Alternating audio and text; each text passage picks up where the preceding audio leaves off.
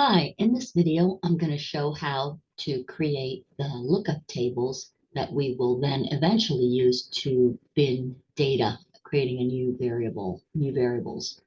So the first thing I want to do is start by just looking at the data we received. So as I stated in class, and if you missed it, this is data from a cardiologist office on their male patients.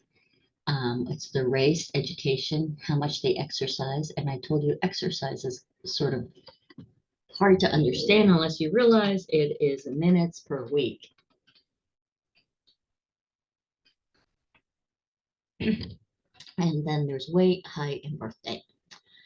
And the first thing we want to do to create some lookup tables with this that we're going to use to bin some of these values is that we want to be able to see the patient data right next to the both on the screen, both the data and where we're creating the table. So the way I recommend you do that is you can go to View, New Window.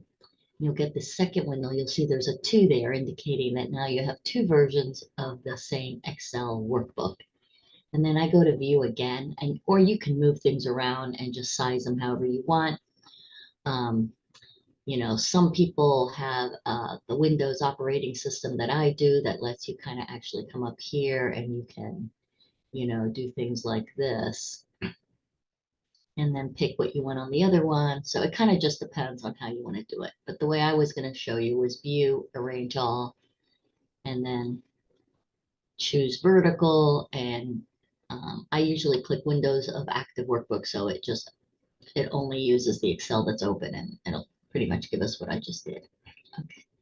So however you want to do it, the main idea is it's really, really helpful for speeding things up as well as, so the advantage of the Windows setting it up with this thing is that I guess the marker line between them, take it back, no, it is there, will move both. So one gets bigger, one gets smaller automatically, which is kind of a nice feature. Okay, first thing we're going to do is talk about bins of equal width. So we may have lots of different numbers of actual records landing in these bins, and we'll see that later. But for right now, we're going to set them up with equal widths. So in order to do that, was talking about some of kind of like, you don't absolutely need this, but you do need the minimum. And finding them out how many bins you're going to have is very helpful. For example, let's say we had decided to bin in intervals of 10 minutes. We maybe would realize we have way too many bins. And so we'd say, now we don't want to do bins of 10 minutes. We want to do bins of 30, or maybe we'd say bins of 30. Let's see how many we get. And then we say, nah, we want less than that. So it's important to be able to know some of these things and how to do them anyway. So first of all, we want to get the maximum. So I just write in max, and tab will automatically, for those of you who know Excel well, know that Excel will automatically find that function, make it all caps, and add that first parentheses for me. I'm going to come over to the exercise, to the data worksheet, and just click to make it active, and then click again to select column C.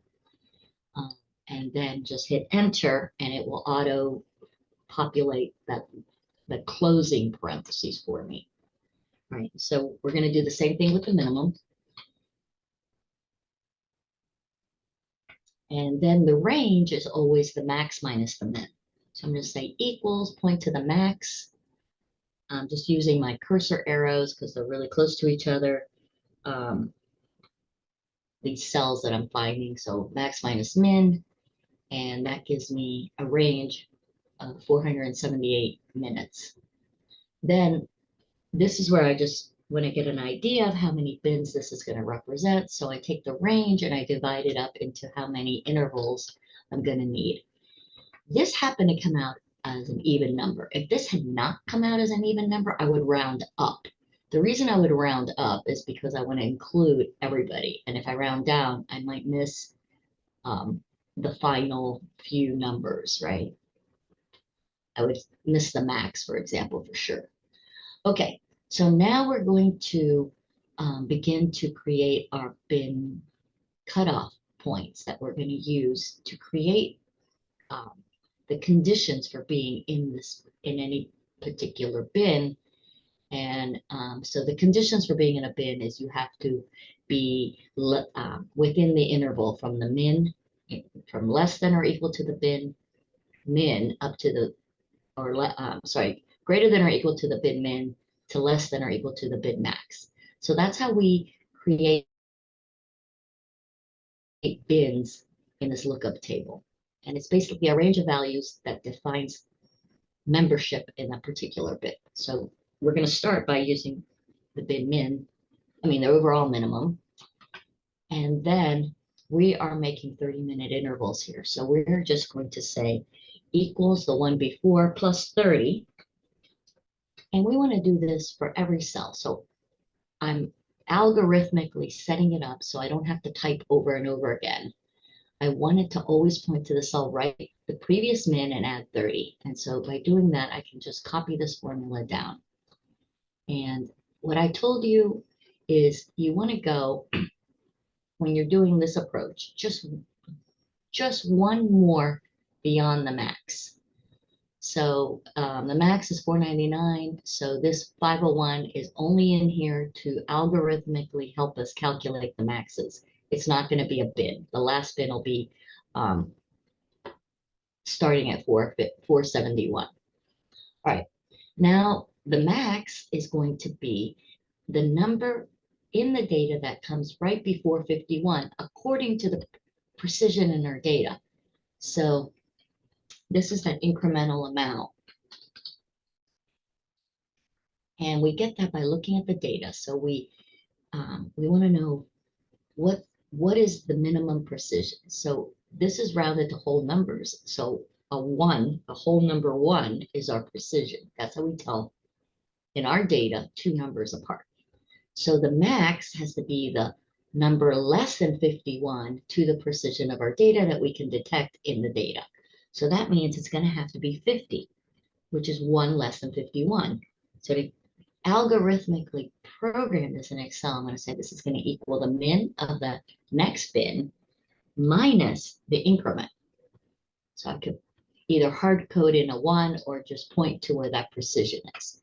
Now, I happen to show you this because I want to make sure we touch on absolute reference. So every single one of these cells, I want it to point to the next bin min, but I always want to subtract the 1. And the 1 is the red, where it has a red border around it, and I don't want that to move. So I want that to be an absolute reference. Since you guys all know Excel, I don't need to teach you about absolute references. What you may not know is that you can automatically add them using the function F4 key on your keyboard. So that's up towards the top, and depending on the keyboard, you have to hold down the function key. And it's going to toggle through all, this one puts dollar signs in front of both the row and column. Or if I toggle through, this is putting, this is going to freeze only the row. This freezes only the column. Or if I toggle a third time, it's going to take me back to a relative reference with no dollar signs. So this will change. So I'm just toggle through. I want it to be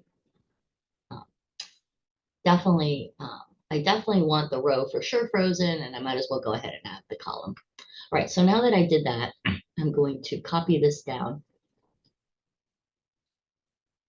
And now I have my range of numbers that each bin will contain. So if I just pick this one, that means this bin is going to be only contain 100 values. So you would be in this bin as a patient if you exercise between 171 to 200 minutes per week, inclusive. All right, so that's how we now have created and partitioned the data. We found like what those bin cutoffs would be. So now we're going to give these bin names. We always need in these lookup tables, going to make this bold and to make sure you always need a bin names and a bin min to use the index match approach that I'm going to show you. All right, so the bin names I'm going to create with concat. So concat is going to be the bin min, comma, and I'm going to use a double quote because I'm going to exactly tell Excel how to create that bin name. And I'm going to have a little space, then the word min, another single space, the word to, another little space, because I want the number that it's going to go to next. And then you can play around with this because if you get it wrong, you'll see it and you just fix it. And then I'm going to go to the max, and then I'm going to put a little space and min, and I close that. And that's going to give me my bin name, which is 21 minutes to 50 minutes. So when you're doing intervals like this, a lot of times it's very helpful to use the bin min and bin max in the name so you know exactly what you're talking about. So I'm just going to copy that down. So now it's going to auto populate all my bin names for me. So that's our first lookup table for equal with binning. Right. The next one was when we bin custom, and this one is where I said you just kind of can make it up or get it from something else. This I got by looking up I did some research online to find the average height of males in the United States and what the standard deviation was. I assumed the normal distribution and then used that to give some, I think I went two standard deviations around the mean for the average. I basically set up what the average was as the average plus or minus two standard deviations, and then I used that to build the short and tall bins. How did I do that? Well, I said, okay, if I take the average plus or minus two standard deviations and I get 1.61 meters, so I need to come over here to the height data and I say, oh, okay, the height data was recorded to 2 decimals. That's the most precision in the data. Notice there's an exception. That doesn't matter. We're going to interpret that as 1.80 because the rest of the data is to 2 decimals. That's the precision that we see in this data set. So again, let's go ahead and write that out. Precision, the incremental amount that we're looking at here is 0.01 because that's the minimum number that separates two values in our data set. Okay, so I looked at this 1.61. I said, okay, what number is 0.01 less than 1.61? It's 1.6. So that's how I got the max here. This just came from the minimum in our data. And then for this one, I just said, okay, if the maximum of the average is 1.81 and I add another 0.01, I'll get to 1.82. And then the top of that last bin is going to the max in our data. Okay, so that's a custom lookup table where you use something else to create your categories. It's not like the one above where we were just incrementing by the same amount every time. Okay, and then the last one was the quartiles. And what I showed you about the quartiles, we're going to do quartiles of weight. So let's start by, again, looking at weight. Weight here is in kilograms. And it is the precision is to a whole kilogram, right? So it's to 1. So we're going to have to put that in here. And that is to 1. Okay.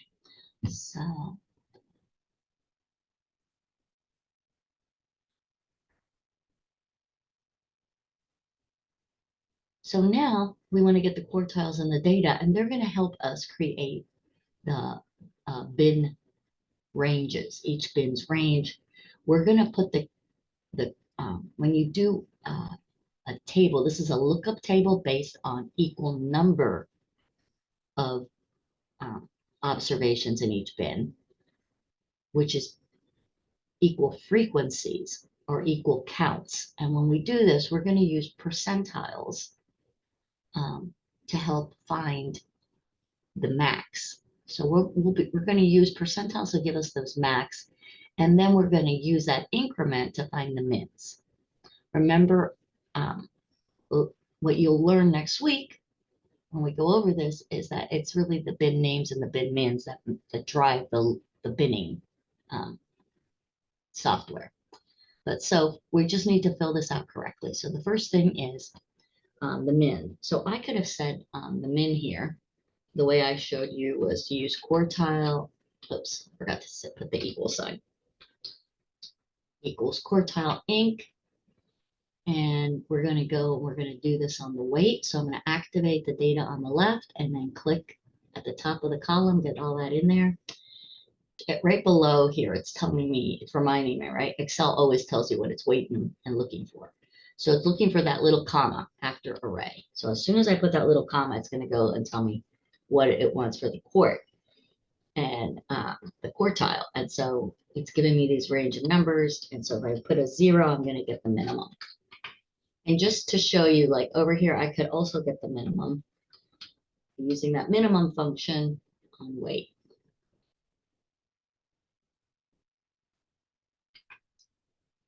I could also get that minimum by saying equals percentile inclusive and picking that weight data and putting 0 for which percentile we want, right? And so there's 3 different ways to get the minimum. Then what I showed you was, well, we want the first quartile. So we could say equals quartile and inclusive and do the same thing we did just right before, kind of recopying what we just did, comma, but now we want the first quartile, so that's a 1. And we could also get that as a 25th percentile. So I could come over here and go percentile inc, get the weight data, put a 0.25 for the 25%, and I get that same number.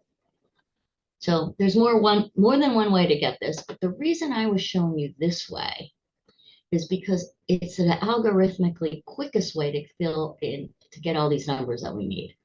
And what I was showing you was that we noticed that it's the same function, except this is a 0 and this is a 1, and we're going to have to do it 3 more times.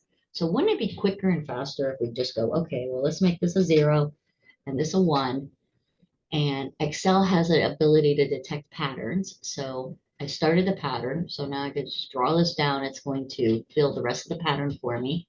So it has this. And now I'm going to go back into this quartile function, quartile inc, that had a 0 right here, right? So I'm up in the formula bar. I'm clicking up here and I'm going to delete that. And now I'm going to point to the cell that has the 0. So once I've done this, I've now changed this function to be pointing to whatever cell is to its right.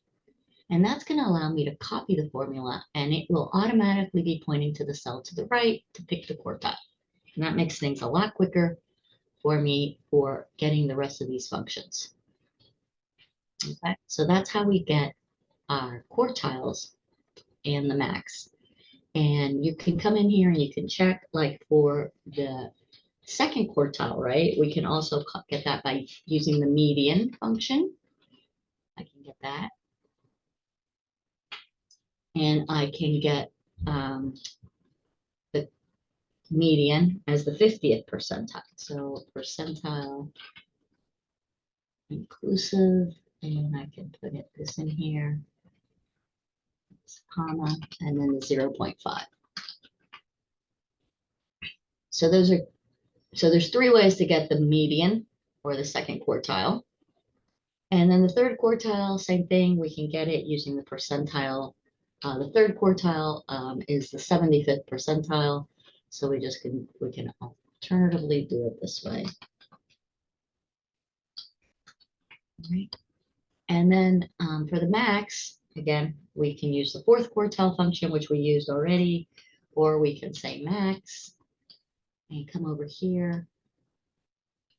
And you certainly don't need to do these. I'm just trying to prove it to you that there's all these other ways, and also kind of remind you. So equals percentile, oops, not that one. Inclusive, want the weight. And For the max, I'm going to use 100%, which we write as a number. So 100% is the 1.00, if you want to think of it that way, and you get the same number. Okay, so there's different ways to get these functions. This way is the fastest way to code it. And if you are in a situation where speed matters, and believe me, speed matters, then this is the technique you want to begin to really start incorporating when you do your Excel work. All right, so this one down here is the problem because it's got a decimal and the data has a precision of 1. So we can't use this as 102.25. So I'm going to come up here to the formula bar and I'm going to round this data. Now I don't want to just use the formatting buttons up here because internally the Excel is still seeing it as 102.25. These buttons up here that kind of change what you see on the screen aren't actually changing the number in the memory of what Excel sees. So to do that, I'm going to use the round function. And it says round a number. So while this quartile ink thing gave us a number, it gave us 102.25. Now it wants a comma and then the number of digits to round to. This is kind of, this digits may throw you, but it's shorthand. They're trying to tell you how many decimal digits you want. So we want 0. We want to round to a whole number. The reason we want 0 is because the precision in the data is 1 to whole numbers. All right, so now that I did that, I get this little green triangle up here, and all that green triangle, some of you may get a little like warning sign. It's just there. It's not because anything's wrong. It's because the formula here is different than what was above and below it. Now we could have copied that same formula. We just didn't need to. Okay. Now that we've identified the quantiles, in this case quartiles, the values for each one of those quartiles, we're going to use those to create our conditions for membership in each of the bins. So the bin min, the very first one, is going to start with the min in the data. So I'm just going to say equals and point to that min. And then the bin max for the first quartile is going to be the quantile at Q1. So that's 66. So I'm going to say, I'm going to come over here to the bin max. And you can hand type each one of these. I don't recommend it. And on the Excel assignment, you'll actually lose points if you did that because I want you to be using Excel functions. So here I'm pointing to this. The advantage of that is now I can just copy this down and I don't have to hand type each one in. All right, so now I have all my bin maxes. Now the first bin is going to be, the first quartile in our data is going to be for patients who weigh between 50 to 66 kilograms. The precision on the data is 1. So if you're not in this bin, you're going to be in one of the next ones. And the next one's going to start at what we can detect that's greater than 66, which would be 1 kilogram more. So we would go out here and say, okay, this is going to be 67. But we don't want to just type 67. I want to say it's going to equal the 66 plus that increment. We want to copy this formula down, but we could have just typed a 1, but we pointed to the precision. And in general, that's always a better idea. Let's say you get new data and they measured it to the 0.5 kilogram, then this is the only place you'd have to change it instead of having to work it all the way through. So it's a nice idea to point to the precision. I'm not going to be super picky about that, but it's a slightly better approach. So right now I've highlighted that box C35, and I'm going to use my function F4 key to automatically put the dollar signs on that. So now that I did that, now I can go ahead and copy this formula down, and it will give me the correct range of weights that will be used to identify if a person's weight is either in the first quarter, second quarter, third quarter, or fourth quarter of the data. Okay, and we use that using the quartile as the max, the quartiles. So there's a little bit of, what do I want to say, expansion of the quartiles. So the quartiles are literally these numbers here that we obtained, but we often will use them in data analytics when we bin our data into quartiles. We'll refer to some value as by what quartile it is in. So just be aware there's sort of this double use of the words quartile or quintile. Okay, and hopefully that clarifies what, kind of there is that going on. Okay, so this part over here was just to show you and remind you about some different ways to obtain the same numbers. It's totally unnecessary. You don't need to do that. The way I showed you over here, using the same function multiple times by copying it down and pointing to which quartile we wanted, is the preferred way to do this.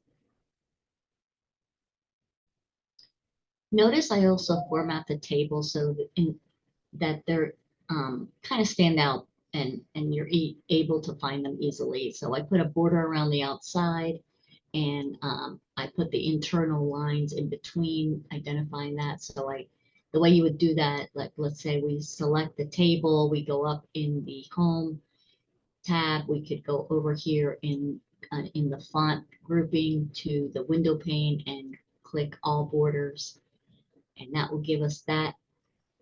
If you wanted to get a little more fancy, we could make the headers at the top bold, we could center everything. So just to make it really stand out like the lookup table that it is, created. And that's it for creating the lookup tables.